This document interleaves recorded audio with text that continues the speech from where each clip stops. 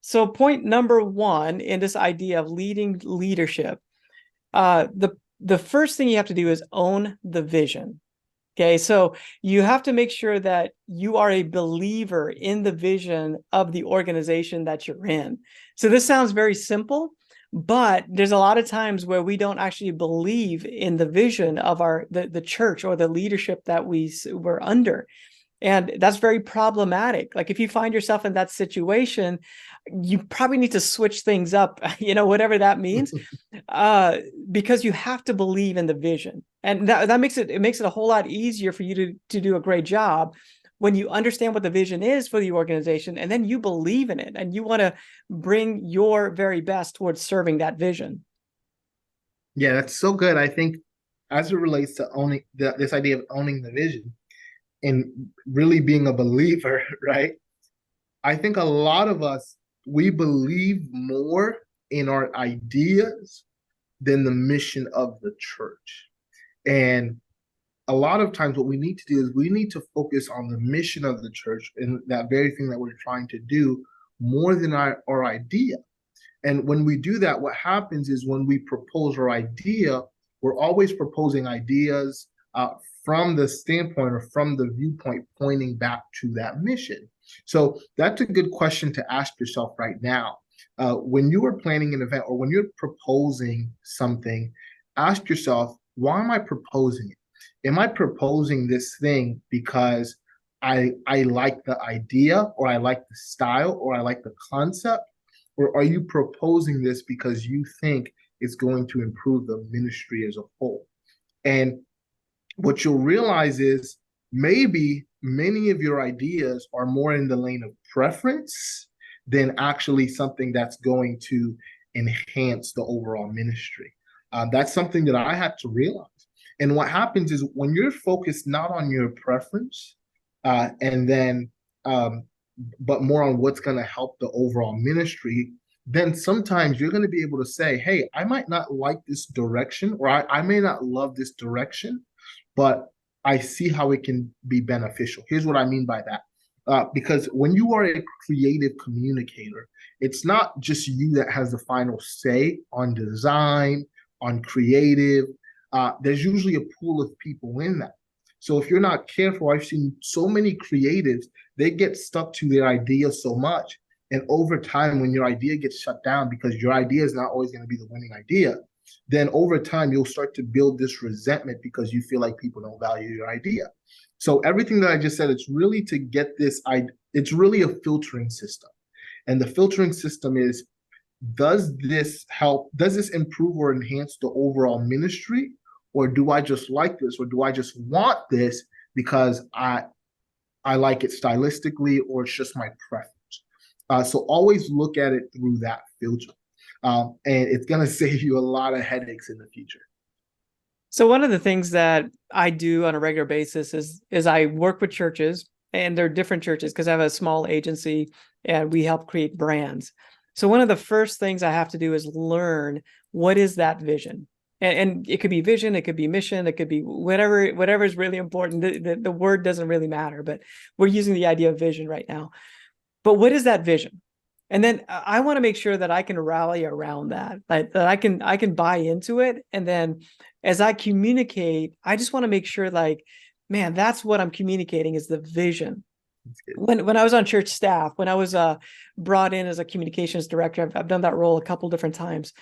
Well, I love to sit down with the pastor. And I don't know if you have this ability in your position or not, but as much as possible, sit down with the pastor, the lead pastor of the church, and just get to learn their heart.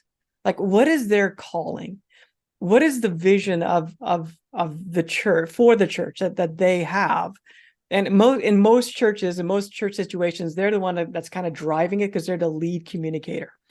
And so what I like to do is just like get an audience with them. And as much as I could, I wanted to kind of push that idea of like, hey, I can't really be great at my job of communicating what we want to do as a church unless I get some time with you and can understand.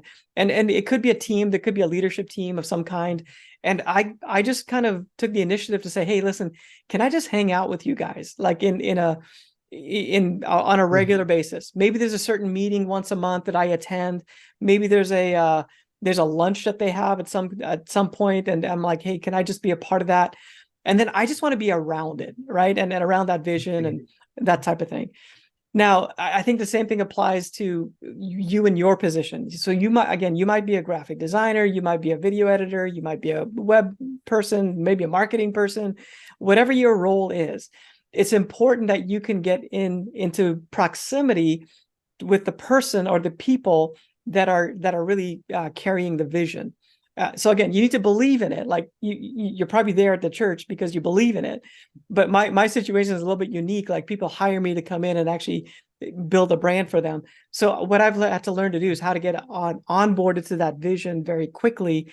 And again, I've turned down clients because I didn't believe in their mission or their vision or something like that. But so for you, like make sure you believe in it, in the organization and what you're a part of.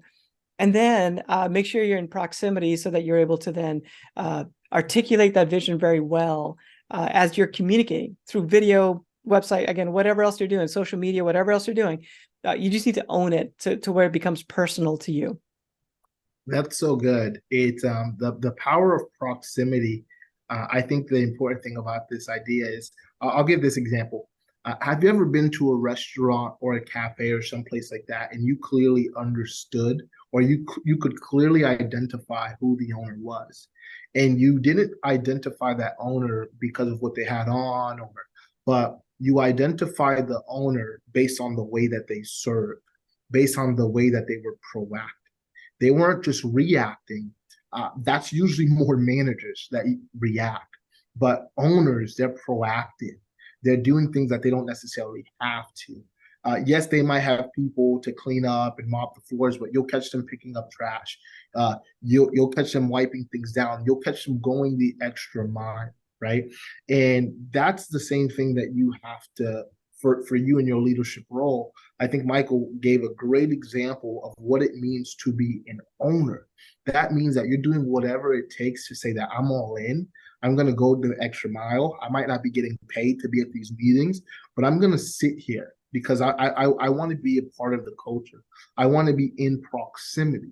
And again, what happens is when you are in proximity, that's something that you can replicate. And then later on, as you begin to know your leadership, as you begin to understand your leadership, when you make recommendations, you're making recommendations from an informed place, right? So if you know that they're stressing out about budget right now, you know that you're not going to go and propose a $5,000 redesign of the outside environment. It just won't make sense because you're in proximity to know that. And if you didn't know that, you would propose that and they would tell you no, and you would just think, oh, they don't like my idea. But no, you are in proximity, and that proximity allows you to make informed decision. Because sometimes, here's the key thing, sometimes you might have the right idea, but it could be the wrong season, right? So when you're in proximity, proximity allows you to know some of these things. So again, the big idea is to own the vision as a creative, as a church communicator.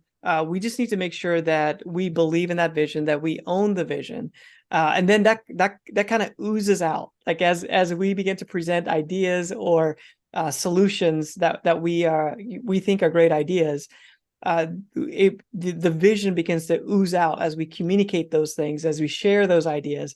And the church leadership will love that because they know you're trying to move the ball forward. You're trying to move the ball down the field. They're preaching from the stage, but you might be creating a video over here, but you're still on the same team doing the same thing. But it happens when you own the vision. It just naturally comes out, and there's a culture. There's something that happens when you do that.